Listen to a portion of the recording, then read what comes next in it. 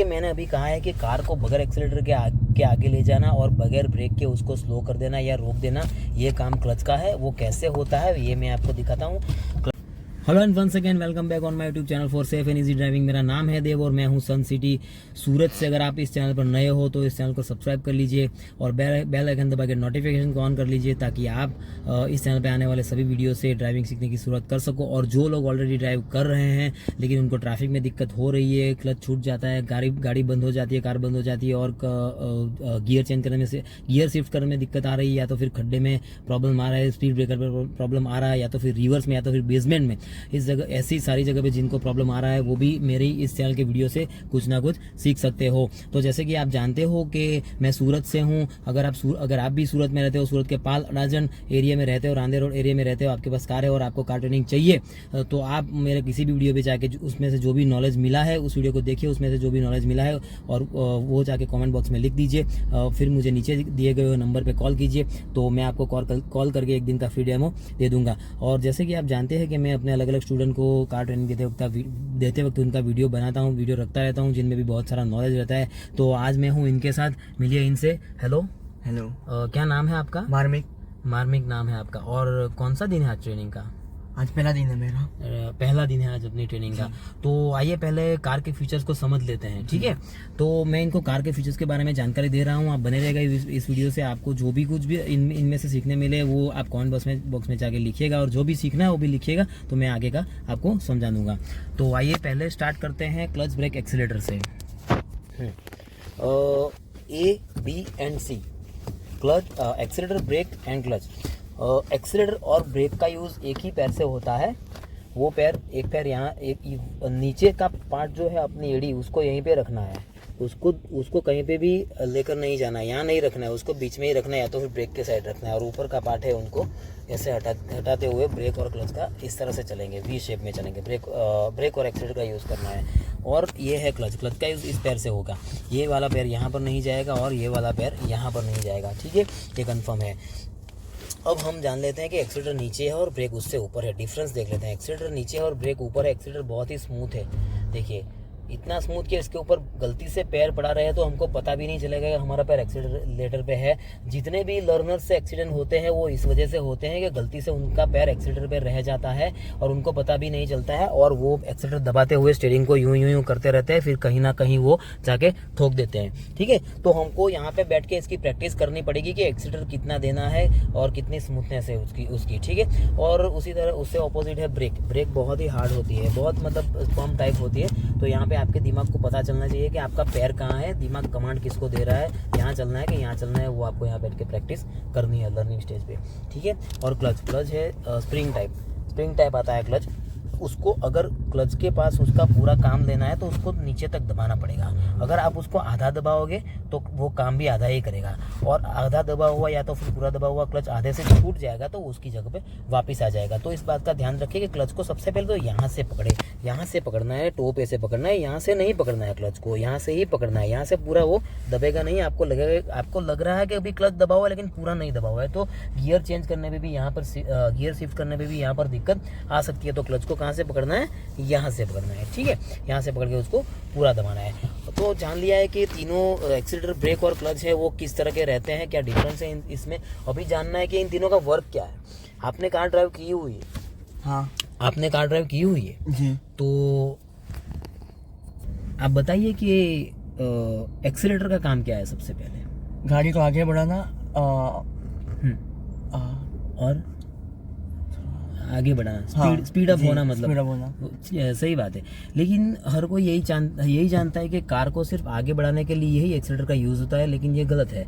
Accelerator का use car को आगे बढ़ाने के लिए तो होता ही है, स्पीड अप होने के लिए तो होता ही है, लेकिन कार को रोड के ऊपर है ना स्पीड मेंटेन करके चलाने के लिए भी होता है। स्पीड मेंटेन करके चलाने के लिए रोड पर, मतलब स्पीड मेंटेन किस तरह से कि सपोज ये कार जो चल रही है 20 पर चल रही है, हमारी कार 30 पे चल रही है, तो हमको एक्सीलरेटर छोड़ना कहाँ से वो सीखना है। 40 पे चल रहे हैं हम 40 पे चल रहे हैं, आगे स्पीड ब्रेकर आ रहे हैं, वहाँ 20 के नीचे की स्पीड चाहिए, तो एक्सीलरेटर छोड़ना कहाँ से वो सीखना है। तो उसको ये कहा जाएगा कि रोड के ऊपर कार को स्पीड मेंटेन करके चलाने के लिए एक्सीलरेटर का यूज़ होता है, ठीक है?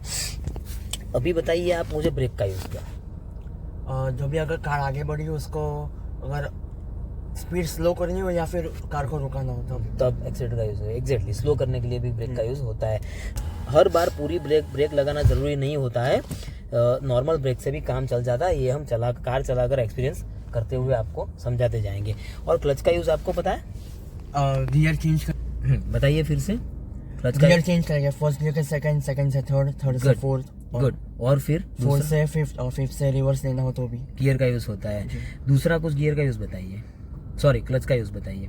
उसका नहीं पता। मैं बताता हूँ। क्लच का सबसे इम्पोर्टेंट जो यूज़ है वो ये है कि कार को बगैर एक्सीलेटर के आगे ले जाना और बगैर ब्रेक के उसे रोक देना या स्लो कर देना। वो आपको पता है? मैं बताता हूँ किस तरह से। जैसे कि मैंने अभी कहा है कि कार को बगैर एक्सीलेटर के आगे ले जाना और बगैर ब्रेक के उसको स्लो कर देना या रोक देना, ये काम क्लच का है। वो कैसे होता है ये मैं आपको दिखाता हूँ। क्लच का सबसे पहला काम हम कर लेते हैं। ये पूरा क्लच मैंने दबा लिया है, पहले गियर में कार आ गई है, हैंड ब्रेक को नीचे उतार लिया गया है। जैसे ही मैं क्लच को छोड़ रहा हूँ, देख लीजिए क्लच को सिर्फ उसके झटके के ऊपर से आधा सा क्लच छूटा है। ये स्पीडोमीटर आगे चल रहा है, हमारा कार बढ़ने लग गई है। देख लीजिए अभी तक पूरा क्लच भी नहीं छोड़ा है और कार आगे बढ़ रही है। वापस क्लच को दबा लिया है, देख लीजिए ये पूरा मैंने क्लच को दबा लिया है। कार स्लो हो रही है, कार स्लो हो गई है। देखिए धीरे धीरे करके ये कार बगैर ब्रेक के रुक जाएगी। अभी ये कार जो चल रही है वो बगैर ब्रेक के अभी रुक जाएगी, देख लीजिए।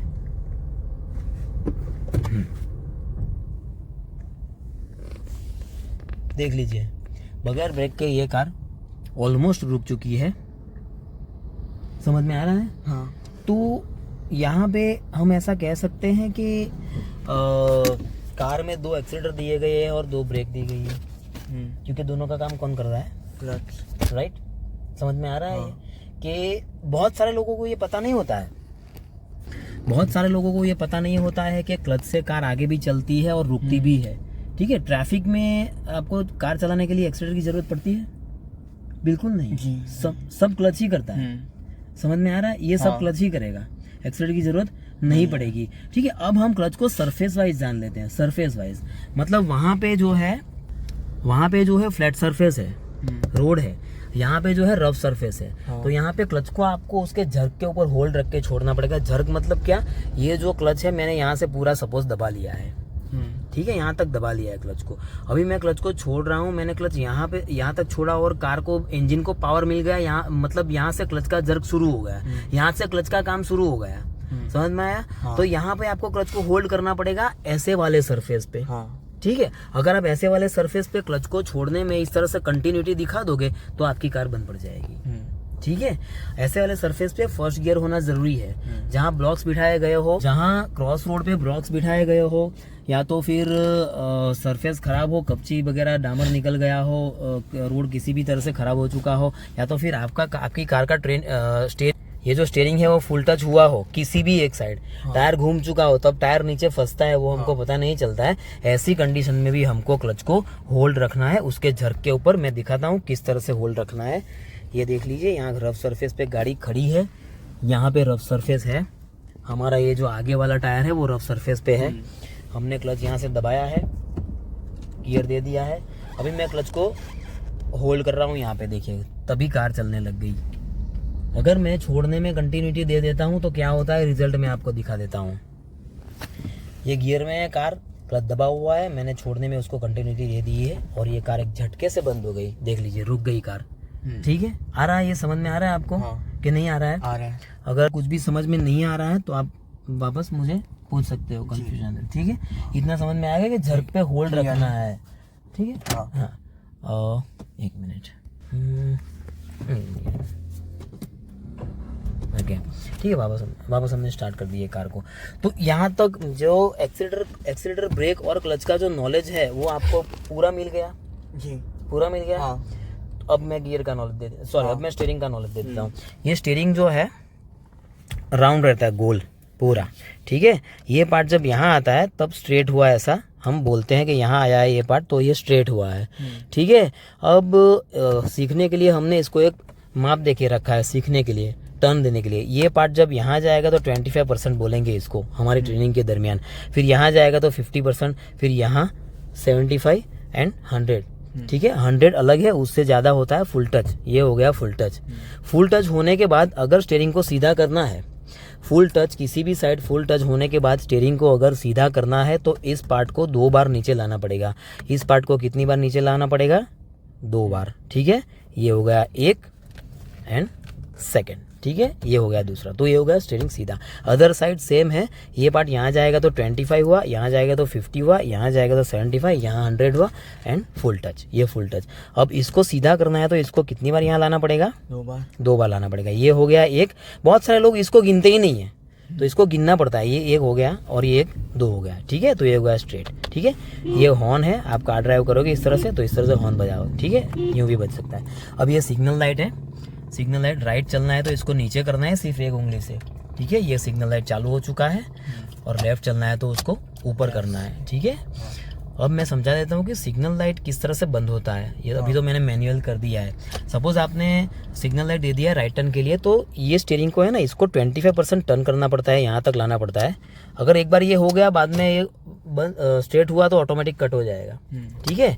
एक बार 25% टर्न होने के बाद उसको स्ट्रेट कर लेंगे तो ऑटोमेटिक बंद हो जाएगा। लेकिन जब वो 25% टर्न नहीं करेंगे, इसको 25% टर्न नहीं करेंगे तो ये बंद नहीं होगा, उसको हमें मैन्युअली करना पड़ेगा। वो ट्रैक चेंज करने के लिए हम जब करेंगे तब ये इस चीज़ का एक्सपीरियंस आपको हो जाएगा, ठीक है।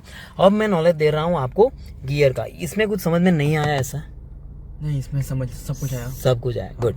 अभी ये गियर का नॉलेज दे रहा हूँ। अभी आपको ये कार कौन से गियर में खड़ी है? न्यूट्रल में, मतलब 0 है, ठीक है। यहाँ पे 0 कहाँ है?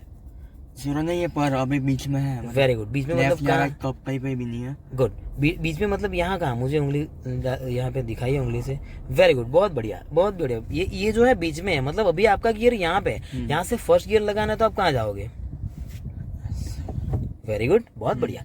मतलब यहाँ से हुआ लेफ्ट अप, हमको गियर डालना है इस तरह से यहाँ बैठ के। कभी भी गियर को पकड़ के यूं नहीं करना है, वो तीसरा जा सकता है। तो हमको लेफ्ट अप करना है, फर्स्ट हुआ, फिर लेफ्ट डाउन करना है, ये सेकंड हुआ। ये 3 पटरी है, इस पटरी पे पहले चलना है, अभी थर्ड लेना है तो यहाँ से जाएंगे, लेकिन थर्ड अभी लेना नहीं है। डे 1 है तो हम फर्स्ट सेकंड ही सीखेंगे, left up and left down.